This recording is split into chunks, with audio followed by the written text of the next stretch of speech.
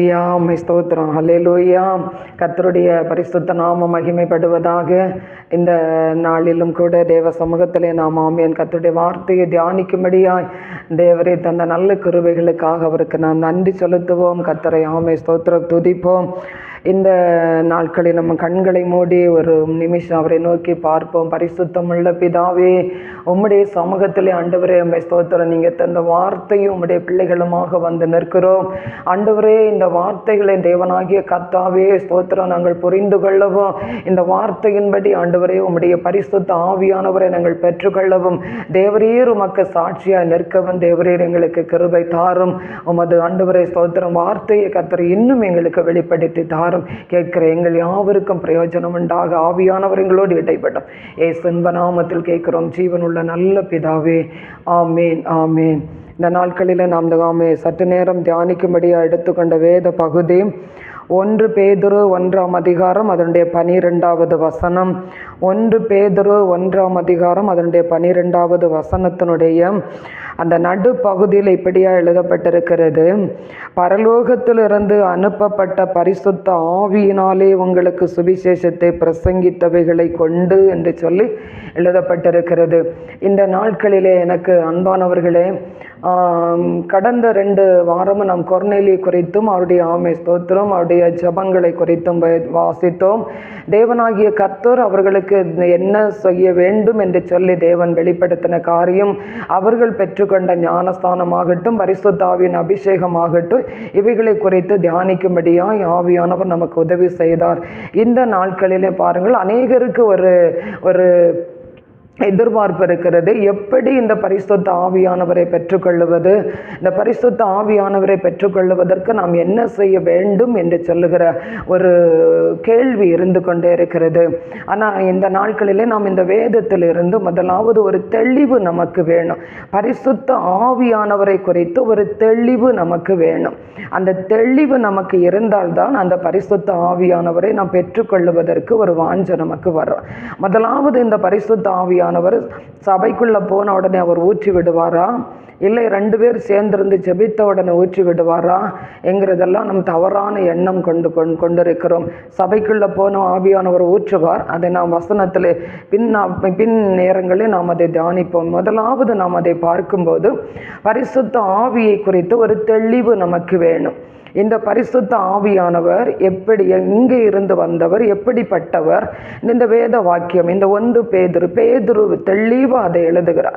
பேதுரு எழுதும்போது அவர் இந்த 1ஆம் அதிகாரம் 12வது வசனத்தில் சொல்லுகிறார், பரிசுத்த ஆவியானவர் பரலோகத்திலிருந்து அனுப்பப்பட்டவர். பரலோகத்திலிருந்து அனுப்பப்பட்ட பரிசுத்த ஆவியானவர். இது ஒரு மனிதனாலேயோ, இது ஒரு மாம்சக்கிரியனாலேயோ இல்லை, இது ஒரு ஊழியர்களால் உருவாக்கப்பட்டதும் இல்லை, அவங்க கதையாக சொல்லுகிறதும் இல்லை. இது அப்போஸ்தலனாகிய பேதுரு சொல்லும்போது பரலோகத்திலிருந்து அனுப்பப்பட்ட பரிசுத்த ஆவியானவர். பாருங்க, பிதாவாகிய தேவன் தம்முடைய குமாரனாகிய இயேசு கிறிஸ்துவை இந்த பூமிக்கு அனுப்பினார். இயேசு கிறிஸ்து அவர் செய்ய வேண்டிய சகல காரியத்தையும் அவர் மூலமாக முடித்துவிட்டு, அவர் மரித்து 3ஆம் நாள் உயிரோடு எழும்பு 40வது நாள் பரமேறி பரிசுத்த பிதாவிடத்தில் அவர் கடந்து சென்றார். போகும்போது இயேசு சொன்னார், நான் போவேனே ஆகில் தேற்றரவாளனை உங்களிடத்திற்கு அனுப்புவேன். நான் போகாதிருந்தால் அவர் வரமாட்டார். ஆனால் அவர் உங்களுக்கு சகலமும் சத்தியமாய் அவர் போதிப்பார் என்று சொல்லி அப்போஸ்தலர்களுக்கு அவர் சொல்லும்போது லூக்கா 24:49வது வசனத்தில் சொல்லும்போது, என் பிதா உங்களுக்கு வாக்குத்தத்தம் பண்ணின பரிசுத்த ஆவியானவரை நான் உங்களுக்கு அனுப்புகிறேன், நீங்கள் எருசலேமில் போய் காத்திருங்கள் என்று சொல்லி பிதா எங்கே வாக்குத்தத்தம் பண்ணினார்? யோவேல் 2ஆம் அதிகாரம் 28வது வசனத்தில் நான் வாசிக்கும்போது அங்கே பிதா வாக்குத்தத்தம் பண்ணியிருக்கிறார், கடைசி நாட்களில் மாம்சமான யாவர் மேலும் என் ஆவியை நான் ஊற்றுவேன். அதை எங்கே ஊற்றின்னு கொடுத்தா, கடந்த வாரத்தில் நாம் தியானித்தோம். அப்போஸ்தலர் 2ஆம் அதிகாரத்தில் அப்போஸ்தலர்கள் போய் அந்த மேல் வீட்டு அறையில் ஏறக்குறை 120 பேர் அந்த இடத்துல போய் காத்திருக்கும்போது அங்கே ஊற்றப்பட்டது பரிசுத்த ஆவியானவர். அந்த அப்போஸ்தலர்களுக்கு மேலே ஊற்றப்பட்ட பரிசுத்த ஆவியானவர் இன்று வரைக்கும் நிறைவாய் பொழிந்தருளி கொண்டிருக்கிறார். நாம் ஒவ்வொருவரையும் அவர் நிரப்பி கொண்டிருக்கிறார். அல்லேலூயா, கர்த்தருடைய நாமம் பரிசுத்தப்படுவதாக. பழைய ஏற்பாட்டின் காலத்தில் இந்த பரிசுத்த ஆவியானவர் ஒரு குறிப்பிட்ட நபருக்குள்ள வருவார், குறிப்பிட்ட காரியத்தை குறித்து பேசுவார், அவர் எழுந்தருளி போய்விடுவார். எங்கேயுமே நிரந்தரமாக இருக்கவில்லை யார் மூலமா. ஆனால் இயேசு கிறிஸ்துவின் நாட்களுக்கு பிறகு பரிசுத்த ஆவியானவர் நமக்குள்ளே நிரந்தரமாய் அவராமே வாசம் பண்ணுகிற தேவனாகிய கர்த்தர். அந்த பரிசுத்த ஆவியானவர் இங்கே சொல்லியிருக்கிறது, பரலோகத்திலிருந்து இயேசு கிறிஸ்து பூமியிலிருந்து அவர் பரிசுத்த பிதாவிடத்திற்கு அவர் கடந்து சென்ற பிறகுக்கு நமக்கு கொடுக்கப்பட்டது தான், அனுப்பப்பட்டது பரிசுத்த ஆவியானவர். அப்போ பரிசுத்த ஆவியானவர் வந்து நமக்கு செய்ய வேண்டிய, சொல்ல வேண்டிய காரியங்கள், நம்மை நடத்த வேண்டிய காரியங்கள், நமக்கு உபதேசிக்க வேண்டிய காரியங்கள், இவைகளை நமக்கு சொல்லி நம்மை நடத்துவதற்காக பரிசுத்த ஆவியானவரை நமக்கு அவர் கட்டளையிட்டார். அந்த பரிசுத்த ஆவியானவர் அப்போஸ்தலர்கள் மூலமாக தேசத்திற்கு வெளிப்படுத்தப்பட்டது, நமக்கு வெளிப்படுத்தப்பட்டது. இது ஒரு என்ன சொல்லுகிறது, எப்படியும் அவர் வந்து போகிறது பரிசுத்த ஆவியானவர் கிடையாது. அவர் வரும்போது, அவர் நமக்குள்ள வரும்போது பாவத்தை குறித்து, நீதியை குறித்து, நியாய தீர்ப்பை குறித்து அவர் கண்டித்து உணர்த்துகிற ஆவியானவர். அதுதான் பரலோகத்திலிருந்து அனுப்பப்பட்ட பரிசுத்த ஆவியானவர். இப்போ ஒருத்தருக்கு சுவிசேஷம் சொல்லணும்னு சொன்னா கூட அந்த பரிசுத்த ஆவியில தான் சுவிசேஷம் சொல்லுகிறோம். அதுதான் அந்த வசனம் நமக்கு சொல்லுகிறது. சரி இருக்கட்டும், இந்த வசனத்துல பாருங்க, பரலோகத்திலிருந்து அனுப்பப்பட்ட பரிசுத்த ஆவியானவர். இந்த தெளிவு நமக்கு வேணும். இயேசு கிறிஸ்து எனக்கு தந்து போன வேத அப்போஸ்தலர் புஸ்தகத்தில் வாசிக்கும் போது இந்த பரிசுத்த ஆவியானவர் தான் ஒரு சபையை கண்காணித்து நடத்துகிறவர். சபை என்றால் 4 செவருள்ள ஒரு கட்டடம் அல்ல, நீங்களும் நானும் தான் சபை. இந்த சபையை, இந்த சபைக்குள்ள அவர் வந்தால் இந்த சபையை கண்காணித்து நடத்துகிறவர். அவர் பாவத்தை குறித்து சொல்லுவார், நீதியை குறித்து சொல்லுவார், நியாய தீர்ப்பை குறித்து சொல்லுவார். நம்மை எல்லா தீமைக்கு விலக்கி நம்மை காக்கிற வல்லமை உள்ள கர்த்தர். அவர் நம்மோடு இருந்து தீமைக்கு நம்மை விலக்குகிறவர். அந்த பரிசுத்த ஆவியானவர் சகலத்தையும் போதிக்கிற கர்த்தர். அவர் நம்மை ஒவ்வொரு நாளும் நாம் நடக்க வேண்டிய வழியை கற்றுத்தருகிறவர். இந்த பரிசுத்த ஆவியானவர் தான் பரலோகத்திலிருந்து அனுப்பப்பட்டிருக்கு. இந்த பரிசுத்த ஆவியானவர் இனி இங்கிருந்து எழுந்தருளி போக வேண்டிய நாட்கள் வந்து, அதுதான் சபை எடுத்துக்கொள்ளப்படுதல், ரகசிய வருகை என்று சொல்லி நாம் சொல்லுகிறோம் பாருங்க. அப்ப இந்த சபை எடுத்துக்கொள்ளப்படுதல் என்றால் பரிசுத்த ஆவியானவரை பெற்று கொண்டிருக்க அத்தனை பிள்ளைகளையும் என்ன செய்வார், எடுத்துக்கொள்ளப்படுவார். பரிசுத்த ஆவியானவர் இந்த பூமியிலிருந்து நிரந்தரமாய் அவர் வந்த இடத்திற்கு, பரலோகத்திற்கு போகிறபடினால் அந்த பரிசுத்த ஆவிக்குள்ள இருக்கிற அத்தனை பிள்ளைகளையும் அவர் என்ன செய்வார், பரிசுத்தமாய் வாழ்கிற, பரிசுத்த ஆவியை பெற்று பரிசுத்தமாய் வாழ்கிற அந்த பிள்ளைகளை அவர் அவரோடு கூட எடுத்துக்கொள்ளப்படுவார். சாவுக்கு ஏதுவான சரீரம், ரோமர் 8:11 வாசிக்கிறோம், சாவுக்கு ஏதுவான நம்முடைய சரீரத்தை அவர் உயிர் பெற செய்தார் என்று சொல்லி பார்க்கிறோம். இன்னும் வாசிக்கிறோம் பாருங்க, இந்த தேவனுடைய ஆவி இல்லாதவன் அவன் என்னுடையவன் இல்லை என்று சொல்லிட்டார். அப்ப அவருடையவர் என்கிறதான ஒரு முத்திரை எபேசியர் 4:4 நீங்கள் சுவிசேஷத்தை கேட்டு பரிசுத்த ஆவிக்குள்ள முத்திரை போடப்பட்டீர்கள் என்று சொல்லியிருக்கு. அப்ப பரிசுத்த ஆவி என்கிறது அவருக்குள்ள நாம் போடப்படுகிற ஒரு முத்திரை. எபேசியர் 4:30 சொல்லுகிறது, மீட்கப்படும் நாளுக்கென்று நீங்கள் முத்திரையாய் பெற்ற பரிசுத்த ஆவியை துக்கப்படுத்தாதீர்கள் என்று சொல்லப்பட்டிருக்கு. பாருங்க, மீட்கப்படும் நாளுக்கென்று சொல்லி கொடுக்கப்பட்ட பரிசுத்த ஆவியானவர் நமக்கு. அப்ப இந்த உலகத்துல இருந்து நமக்கு ஒரு மீட்பு உண்டு. அந்த நாளுக்கென்று தான் இந்த பரிசுத்த ஆவியானவரை நமக்கு தந்திருக்கிறார். அப்ப இந்த பரலோகத்திலிருந்து அனுப்பப்பட்ட பரிசுத்த ஆவியானவர் இயேசு கிறிஸ்து வந்து அவர் எப்படி இந்த உலகத்திற்கு நமக்கு உபதேசத்தை தந்து முடிவில் அவர் கல்வாரி சிலுவைக்கு போய் இயேசு கிறிஸ்து ரத்தம் சிந்தி அந்த இரத்தத்தின் மூலம் நமக்கு பாவ மன்னிப்பின் நிச்சயத்தை எப்படி நமக்கு தந்தாரோ, அந்த இயேசு கிறிஸ்து மூலமாய் நமக்கு எப்படி ஒரு பாவ மன்னிப்பின் நிச்சயம் நமக்கு கிடைக்கப்பட்டதோ, அதே போல பரிசுத்த ஆவியானவரின் மூலமாய் இந்த உலகத்திலிருந்து மீட்பு நமக்கு கிடைக்கிறது. இயேசு கிறிஸ்து பூமியில் வந்து அவருடைய ரத்தம் சிந்துதல் மூலம் ரத்தத்தினாலே நாம் பாவம் மன்னிக்கப்பட்டோம். அப்படின்னா எகிப்திலிருந்து நாம் மீட்கப்பட்டோம். பழைய பாவ வாழ்க்கையிலிருந்து நாம் மீட்கப்பட்டோம். பழைய பாவ வாழ்க்கையின் அடிமைத்தனத்திலிருந்து நாம் மீட்கப்பட்டோம். இப்போ என்ன கேட்டால் நான் சொல்லுவேன், நான் ஒரு இந்து மார்க்கத்துக்குள்ளே இருந்தேன். பல பாவங்கள், விக்கிரக ஆராதனைகள், பலவிதமான பாவ கிரியைகள், உலக மோகங்கள், சினிமா மோகங்கள், சினிமா பாடல்கள், இப்படியா என்னை கவர்ந்தெழுத்த காரியங்களில் எல்லாம் நான் அடிமைப்பட்டிருந்தேன். எகிப்தின் வாழ்க்கை, ஒரு பாவ வாழ்க்கை, ஒரு பாவ அடிமைத்தனமான அந்த வாழ்க்கையில இருந்து இயேசு கிறிஸ்துவனுடைய ரத்தம் என்னுடைய சகல பாவத்தையும் நீக்கி என்னை சுத்திகரித்தது. இயேசு கிறிஸ்துவின் ரத்தம், அந்த இயேசு கிறிஸ்துவின் ரத்தம் நம்முடைய பாவம், உலகத்தின் சகல ஜனங்களுடைய பாவத்தையும் அது நீக்கி சுத்திகரிக்க வல்லமை உள்ளதா இருக்கிறது. அப்ப இயேசு கிறிஸ்துவின் ரத்தத்தினாலே பாவம் மன்னிக்கப்பட்டு பரிசுத்தமாக்கப்பட்டிருக்கிற பிள்ளைகள் இந்த பரிசுத்த ஆவியானவரை பெற்று அவருக்குள்ள நம்முடைய வாழ்க்கையை ஒப்பு கொடுக்கும் போது இந்த பரிசுத்த ஆவியானவர் நம்மை இந்த உலகத்திலிருந்து மீட்டு கொண்டு அவருடைய சமூகத்திற்கு நம்மை அழைத்து கொண்டு செல்லுகிறார். அல்லேலூயா, ஆமீன், அல்லேலூயா, ஆமீன். இந்த பாக்கியத்துக்காக தான் இயேசு கிறிஸ்து நமக்கு என்ன செய்திருக்கிறார், வெளிப்பட்டார்.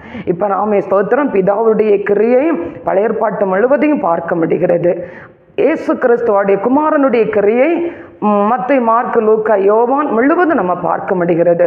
பரிசுத்த ஆவியானவருடைய கிரியை, ஆமென், அந்த அப்போஸ்தலர் பகுதிகள் இந்த முழுவதிலையும் பார்க்க முடிகிறது. இன்றைக்கு நம் மூலம் அதை நாம் பார்க்க முடிகிறது. அப்போ மூன்றும் ஒருவராகிய தேவன் மூன்று விதமாய் கிரியை செய்து கொண்டிருக்கிற ஆண்டவர். அப்படிப்பட்ட அந்த தேவனாகிய கர்த்தர் நம்மை மீட்கும் நாளுக்கு என்று சொல்லி எபேசியர் 4:30 அதிகாரத்தில் நம்ம 4 அதிகாரம் 30வது வசனத்தில் வாசிக்கும் போது சொல்லிற, மீட்கப்படும் நாளுக்கு என்று சொல்லி முத்திரையாய் பெற்ற அந்த பரிசுத்த ஆவியானவர், இந்த பரிசுத்த ஆவியானவரை நாம் பெற்றுக்கொள்ள வேண்டும். இது எங்கிருந்து அனுப்பப்பட்டது? பரலோகத்திலிருந்து.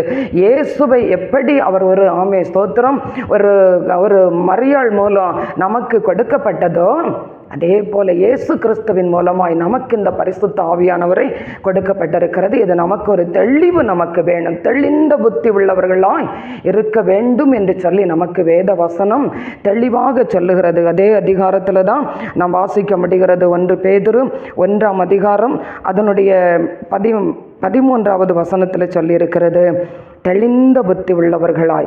அதோடைய முதல் பகுதி, ஆகையால் நீங்கள் உங்கள் மனதின் அறையை கட்டி கொண்டு தெளிந்த புத்தி உள்ளவர்களாய். அப்போ தேவனுடைய ஆவியை குறித்து நாம் தெளிவு நமக்கு வேணும், தெளிந்த புத்தி நமக்கு வேணும். அப்போ தேவனுடைய பரிசுத்த ஆவியை குறித்து நாம் அறிந்து கொண்டோம். இந்த ஆவியை நாம் எப்படி பெற்றுக்கொள்ள வேண்டுவதென்றால் நமக்கு ஒரு தாகம் இருக்க வேண்டும், தாகம் இருக்க வேண்டும். ஏசாயா 55:1 வசனம் சொல்லுகிறது, தாகம் உள்ளவர்களே நீங்கள் எல்லாரும் என் அண்டைக்கு வாருங்கள். தாகம் நமக்கு இருக்க வேண்டும். சங்கீதம் 63:1 சொல்லுகிறது, ஆமென், தேவனே நீர் என் தேவன், நான் உம்மை அதிகாலையில் நான் உம்மை துதிப்பேன். வறண்டதும் விடாய்த்ததும் தண்ணீரற்றதுமான நிலத்தில் என் ஆத்துமா உம்மில் தாகமாயிருக்கிறது என்று சொல்லியிருக்கு. தாகம் நமக்கு வேண்டும். அந்த தாகம் தான் நமக்கு அந்த பரிசுத்த ஆவியானவரே நமக்கு ஆண்டவர் தருவார். பாருங்க, ஒரு சபை நடுவில் நாம் ஆராதித்து கொண்டிருக்கிறோம். ஊழியக்காரங்க ஆவியில் நிரம்பி ஜெபம் பண்ணி பரிசுத்த ஆவியை பெற்றுக்கொள்ளுங்கள் என்று அவர் நமக்கு சொல்லுகிறார். ஆனால் அந்த கூட்டத்திற்குள்ளே 50 பேர் நின்று ஆராதிக்கிறோம், ஒருவர் 2 பேர் பரிசுத்த ஆவியை பெற்றுக்கொள்ளுகிறோம், மீதி நம்ம போன போல நாம் இருந்து கொண்டிருக்கிறோம். காரணம் என்ன? ஒரு ஊழியக்காரர் ஜெபிக்க முடியும், ஆண்டவருடைய சமூகத்தில் நம்மை பரிசுத்தத்துக்கு நடத்த முடியும், ஆனால் ஆவியை என்ன செய்ய முடியாது, வாங்கி கொடுக்க முடியாது.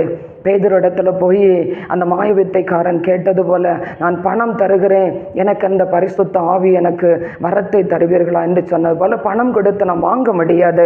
நாம் பாருங்க, ஒரு கூட்டத்தில் நம்ம சண்டே ஆராதனைக்கு போகும்போது, ஃப்ரைடே ஆராதனைக்கு போகும்போது, ஒரு விசேஷத்தை அபிஷேக கூட்டங்களுக்கு நாம் போகும்போது, இல்லை நாம் வீட்டிலே நாம் இருந்து ஜெபிக்கும் போது, நாம் தனித்து இருக்கும் போது, நாம் இல்லை ஒரு குழுவாக நாம் ஜெபிக்கும் போது ஆவியானவர் இந்த பரிசுத்த ஆவியை ஊற்றுவார். எப்படி ஊற்றுவார் என்றால் நம்முடைய இருதயம் தாகம் கொண்டிருக்க வேண்டும்.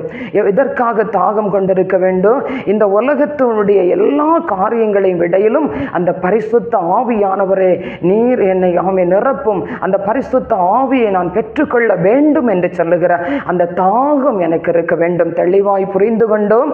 ஆனால் இப்பொழுது கர்த்தர் சொல்லுகிறார், அந்த தாகம் உள்ளவன் மேல் தண்ணீரை என்ன செய்வார், ஊற்றுவார்.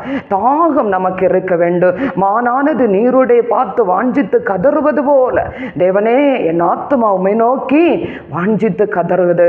இந்த பரிசுத்த ஆவியானவரை குறித்து நம்முடைய ஆத்துமா வாஞ்சிக்கணும். வாஞ்சித்தால் மட்டும்தான் இதை நாம் பெற்றுக்கொள்ள முடியும். அதுதான் நாமே பாருங்கள், இயேசு கிறிஸ்து அப்போஸ்தலரிடத்திலே சொல்லும்போது நீங்கள் போய் காத்திருங்கள், எருசலேமில் போய் காத்திருங்கள் என்று சொன்னார். அந்த பரிசுத்த ஆவியானவரை நாம் பெற்றுக்கொள்ள வேண்டும். அதனுடைய தெளிவை அறிந்து கொண்டோம். இப்போ அந்த பரிசுத்த ஆவியானவரை நாம் எப்படி பெற்றுக்கொள்ளுகிறது? அவருடைய சமூகத்திற்கு போகும்போது நமக்கு ஒரு தாகம் வேண்டும். அந்த பரிசுத்த ஆவியை பெற்றுக்கொள்ள வேண்டும் என்கிறதான அந்த தாகம் நமக்குள்ள இருந்தால் மட்டும்தான் அந்த பரிசுத்த ஆவியானவரை நாம் பெற்றுக்கொள்ள வேண்டும். உலகத்தில் என்னென்ன காரியங்களோ நாம் வாஞ்சிக்கிறோம், தாகத்தோடு நாம் செய்கிறோம் அல்லவா, தாகத்தோடு தேடுகிறோம், கேட்கிறோம் அல்லவா, அதே போல நாம் மீட்கப்படும் நாளுக்கென்று இந்த உலகத்திலிருந்து நாம் மீட்பு ஒரு நாள் நமக்கு உண்டு. இந்த உலகத்திலிருந்து பரிசுத்தவான்களை மீட்டு கொண்டு போகிறதற்கு இயேசு கிறிஸ்து வரப்போகிறாரல்ல, அந்த நாள் நாம் மீட்கப்படுவதற்கு பரிசுத்த ஆவியின் அபிஷேகத்தை நாம் பெற்றுக்கொள்ள வேண்டும். அது தேவனாகிய கர்த்தர் நமக்கு ஆமே ஸ்தோத்திரம் அன்பாய் சொல்லுகிற ஒரு ஆலோசனை. எனக்கு பிரியமான ஆமே ஸ்தோத்திரம் என் பிள்ளைகளே, நீங்கள் இந்த கடைசி நாட்களில் வஞ்சிக்கப்பட்டு போகாதிருங்கள். உங்கள் மனதை நீங்கள் ஆமே ஸ்தோத்திரம் இந்த உலகத்தில் பறக்க விடாதீங்க. எல்லா உபதேசத்தையும் ஆமே ஸ்தோத்திரம் இது கர்த்தருடைய உபதேசம் என்று சொல்லி எடுத்துக்கொள்ளாதிருங்கள். இன்னைக்கு யூடியூப்ல எவ்வளவோ விதமான வசனங்கள் வார்த்தைகள் வந்து கொண்டிருக்கிறது. இது கர்த்தரிடத்திலிருந்து வந்ததா என்று சொல்லி நாம் மனதில் ஒரு நிமிஷம் ஆராய்ந்து பார்க்க வேண்டும். எல்லாவற்றுக்கும் மனதை திறக்காமல் மாமே ஸ்தோத்திரம் மற்ற எல்லாவற்றுக்கும் மனதை அறையை கட்டி கொண்டு சத்தியத்துக்கு இருதயத்தை திறந்து சத்தியத்திற்கு ஆமே ஸ்தோத்திரம் நாம் நிற்பமானால் நிச்சயமா இந்த பரிசுத்த ஆவியின் அபிஷேகத்தை நாம் பெற்றுக்கொள்ள முடியும். நீ கேட்கிறேன் சகோதரமே, அன்பான சகோதரனே, சகோதரியே, இன்னைக்கு எத்தனையோ பேர் நீங்கள் ஆமே ஸ்தோத்திரம் யோசித்து கொண்டிருப்பீர்கள், எப்படி இதை பெற்றுக்கொள்ள முடியும்? இந்த அநேகருக்கு இதை பெற்றுக்கொண்டிருக்கேனா என்று தெரியவில்லை, பரிசுத்த ஆவி என்றால் என்ன என்று தெரியவில்லை. அப்படிப்பட்ட ஒரு கிறிஸ்தவ வாழ்க்கை வாழ்ந்து கொண்டிருப்பீர்கள். ஆனால் இன்றைக்கு இந்த வசனத்திற்கு கீழ்ப்படிங்க, இந்த வார்த்தைக்கு கீழ்ப்படிங்க.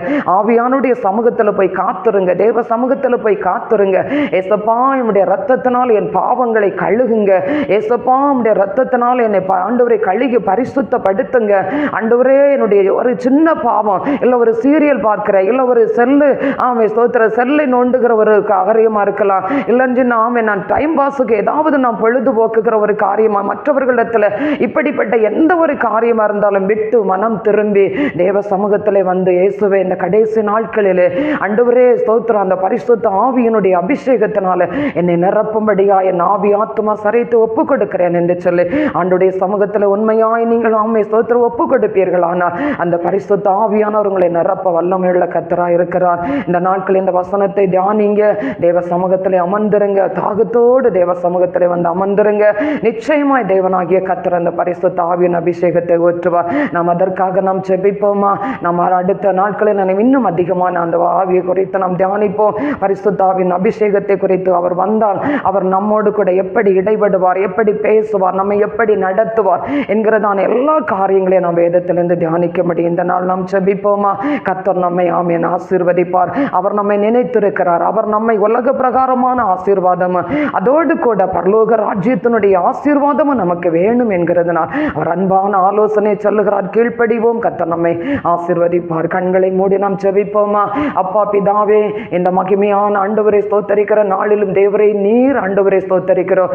எங்களுக்கு நீர் தந்திருக்கிற ஆண்டவரை ஸ்தோத்திரம் அந்த பரிசுத்த ஆவியானவர் ஆண்டவரே பிரயோஜனமானவைகளை குறித்து ஆண்டவரை போதிக்கிற பரிசுத்த ஆவியானவர், எங்களை பலப்படுத்துகிற பரிசுத்த ஆவியானவர் ஆண்டவரை ஸ்தோத்திரம். அப்படிப்பட்ட அந்த பரிசுத்தம் உள்ள தேவன் நீர் எங்களுக்கு அந்த பரிசுத்த ஆவியை தந்திருக்கிறையா? இன்னைக்கு அநேக பிள்ளைகள் இதை குறித்த ஒரு கலக்கத்தோட, இதை குறித்த ஒரு தெளிவு இல்லாம, இதை குறித்த ஒரு சிந்தை இல்லாம ஆண்டவரை ஸ்தோத்திரம் இதை பெற்றுக் கொண்டிருக்கிறேனா என்று கூட தெரியாம அநேக பிள்ளைகள் ஆண்டவரை ஸ்தோத்தரிக்கிற கலக்கத்தோட நின்று கொண்டிருக்கிறதை பார்க்கிறோம். ஒரு தெளிவில்லாமல் நின்று கொண்டிருக்கிறதை பார்க்கிறோம். இது தேவையா என்று கூட ஆண்டவரை கேட்டு கொண்டிருக்கிறது. அந்த ஆண்டவரை ஸ்தோத்தரிக்கிறோம், ஆண்டவரை சத்தத்தை கேட்கிறோம். ஏசப்பா அப்படிப்பட்ட ஒவ்வொரு பிள்ளைகளும் இந்த வசனம் அவர்களை தெளிவுண்டாக்கட்டும் தகப்பனே. இயேசுவின் நாமத்தினால் இந்த வசனம் ஒவ்வொருவருக்கும் தெளிவுண்டாக்கட்டும் என்று ஜெபிக்கிறோம். ஆண்டவரே இந்த வசனத்தின் மேல் காத்திருக்கட்டும் ஐயா. அந்த வசனத்தின் மேலும் ஆண்டவரே ஸ்தோத்திர கொர்நேலிய இல்லத்திலே கூடி இருந்த அத்தனை பேர் மேலும் தேவனுடைய ஆவியானவர் பொழிந்தருளினதை போல ஆண்டவரே இந்த வசனத்தை கேட்கிற பிள்ளைகள் ஒவ்வொருவரும் அந்த பரிசுத்த ஆவியை பெற்றுக்கொள்ளட்டும் தேவன். அப்படி செய்கிற அன்புக்காய் மக்கு ஸ்தோத்திரம். ஆசீர்வதிங்க ராஜா. நம்முடைய நாம மட்டும் மகிமைப்படட்டும். அவருடைய குடும்ப வாழ்க்கை, ஆண்டவருடைய பிள்ளைகளுடைய வாழ்க்கை, ஆண்டவரை ஸ்தோத்தரிக்கிற மேசப்பா ஊழிய பாதைகள், ஆண்டவரை எல்லாரும் ஒவ்வொருவருடைய ஆண்டவரை காரியத்திலும் தேவன் கூட இருந்து பிள்ளைகளை நடத்தும்படியாய் செபிக்கிறோம். தாழ்த்தி அப்பா கரத்தில் ஒப்பு கொடுக்கிறோம். ஏற்றுக்கொள்ளுமே சன்ப நாமத்தில் கேட்கிறோம் ஜீவனுள்ள நல்ல பிதாவே. ஆமேன் ஆமேன். அல்லேலூயா.